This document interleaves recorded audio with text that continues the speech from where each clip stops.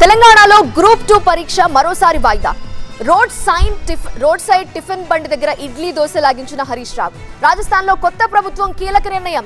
ISPL Chennai team ని కొనుగోలు చేసిన సూర్య హాట్ ఫోటోస్ ని షేర్ చేసిన ప్రముఖ బ్యాడ్మింటన్ స్టార్. ఇలాంటి వార్తల్ని 30 సెకండ్స్ లో ఫుల్ న్యూస్ లో చూద్దాం. తెలంగాణలో గ్రూప్ 2 పరీక్ష మరోసారి వాయిదా పడింది. జనవరి 6, 7 తేదీల్లో జరగాల్సిన గ్రూప్ 2 పరీక్షను వాయిదా వేస్తున్నట్లు టీఎస్పీఎస్సీ ప్రకటించింది. పరీక్ష తేదీల్ని తర్వాత వెల్లడిస్తామని స్పష్టం చేసింది. తొలుత విడుదల చేసిన షెడ్యూల్ ప్రకారం ఆగస్టు 29, 30 తేదీల్లో గ్రూప్ 2 పరీక్ష జరగాల్సి ఉండగా ఇప్పుడు వరుసగా ఇతర పోటీ పరీక్షలు ఉండడంతో గ్రూప్ 2 పరీక్షను వాయిదా వేయాలంటూ అభ్యర్థులు, రాజకీయ పార్టీల నేతల ఆందోళనలతో వాయిదా వేశారు. ఆ తర్వాత నవంబర్ 2-3 తేదీల్లో ఈ పరీక్ష నిర్వహించేందుకు ఏర్పాట్లు చేస్తున్న వేళ తెలంగాణ అసెంబ్లీ ఎన్నికలు రావడంతో మరోసారి ఈ పరీక్షను వాయిదా వేశారు. ఇప్పుడు మళ్లీ తాజాగా మరోసారి వాయిదా వేశారు టీఎస్పీఎస్సీ అధికారులు. సింప్లిసిటీకి కేర్ ఆఫ్ అడ్రస్ అంటూ మాజీ మంత్రి హరీష్ రావు తాజాగా సిద్దిపేట హౌసింగ్ బోర్డు లో రోడ్ సైడ్ ఉన్న టిఫిన్ సెంటర్ దగ్గర టిఫిన్ ను టేస్ట్ చేశారు. టిఫిన్ బాగుందని కితాబిస్తూనే ఇడ్లీ దోశ లాగించారు ఆయన. సందర్భంగా అక్కడే టిఫిన్ చేస్తున్న యువతతో సరదాగా కాసేపు ముచ్చటించారు హరీష్ రావు. వారి బాగోగుల్ని అడిగి తెలుసుకున్నారు. సడన్ గా టిఫిన్ సెంటర్ దగ్గర హరీష్ రావు కనిపించడంతో ఆశ్చర్యపోయిన స్థానికులు ఎగబడి మరీ సెల్ఫీలు దిగారు. తనతో సెల్ఫీలు దిగడానికి వచ్చిన మహిళలు, యువతుల్ని పలకరించిన హరీష్ రావు టిఫిన్ సెంటర్ గిరాకీ బాగా అవుతోందని ఓనర్ను అడిగి తెలుసుకున్నారు. సిద్దిపేట గతంలో కంటే ఇప్పుడు చాలా డెవలప్ అయిందంటూ యువత మాజీ మంత్రితో ముచ్చటించారు. రాజస్థాన్ లో కొలువుదీరిన బీజేపీ ప్రభుత్వం కీలక నిర్ణయం తీసుకుంది. ఉజ్వల గ్యాస్ పథకం లబ్ధిదారులందరికీ ఒక్కో గ్యాస్ సిలిండర్ పై 50 రూపాయల చొప్పున సబ్సిడీ ప్రకటించింది. తగ్గించిన ధరలు జనవరి 1 నుంచి అమల్లోకి వస్తాయని సీఎం ప్రకటించారు. ప్రస్తుతం ఒక్కో సిలిండర్ 500 రూపాయలకు సరఫరా చేస్తుండగా జనవరి 1 నుంచి 450 రూపాయలకే పంపిణీ చేయనున్నారు. మోదీజీ హామీ అంటేనే నెరవేర్చే హామీ అంటూ సబ్కా సాత్, సబ్కా వికాస్, సబ్కా విశ్వాస్, సబ్కా ప్రయాస్ అనే సూత్రాన్ని స్ఫూర్తిగా తీసుకున్న రాజస్థాన్ ప్రభుత్వం సుపరిపాలన కోసం ప్రజలకు 450కే గ్యాస్ సిలిండర్లు ఇస్తూ ఈ చారిత్రక నిర్ణయం తీసుకుందని చెప్పారు.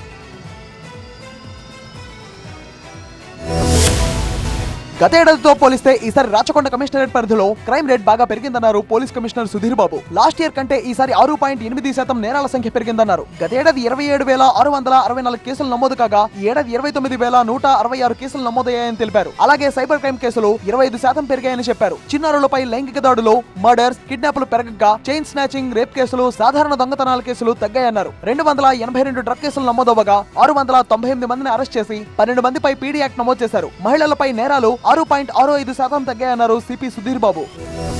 సంగారెడ్డి జిల్లా జిన్నారం మండలం గడ్డిపోతారంలో ఉద్రిక్త పరిస్థితి నెలకొంది. పరిశ్రమల పేరుతో తన భూములు లాక్కోవద్దని రైతులు ఆందోళనకు దిగారు. గతంలో సాగు కోసం ప్రభుత్వం కేటాయించిన భూముల్ని ఇప్పుడు లాక్కోవడం ఎంతవరకు సమంజసమని ప్రశ్నిస్తున్నారు. సర్వే నంబర్ 27లో 9 ఎకరాల అసైన్డ్ భూమిని 4 పరిశ్రమలకు కేటాయించింది టీఎస్ఐఐసి. పరిశ్రమలకు కేటాయించిన భూమిని చదును చేస్తుండటంతో గ్రామస్తులు, రైతులు ఆందోళనకు దిగారు. కొన్నేళ్లుగా తాము సాగు చేసుకుంటున్న భూమిని పరిశ్రమలకు అప్పచెప్పడం ఏంటని నిరసనకు దిగారు. పెద్ద ఎత్తున ఆందోళన చేస్తుండటంతో వందల సంఖ్యలో చేరుకున్న రైతులను పోలీసులు అరెస్ట్ చేశారు. పోలీసుల పర్యవేక్షణలో భూమిని చదును చేశారు పరిశ్రమ యాజమాన్యం.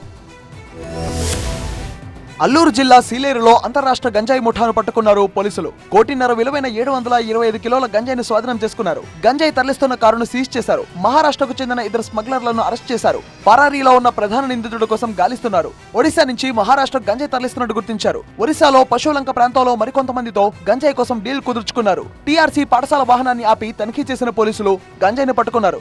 ఏఓబీలో పండే గంజాయిని సీలేరు నది మీదుగా తరలిస్తున్నట్టు గుర్తించారు. ఒడిశా పశువులంక గ్రామానికి చెందిన మరికొంతమంది పాత్ర ఉన్నట్టు గుర్తించారు పోలీసులు.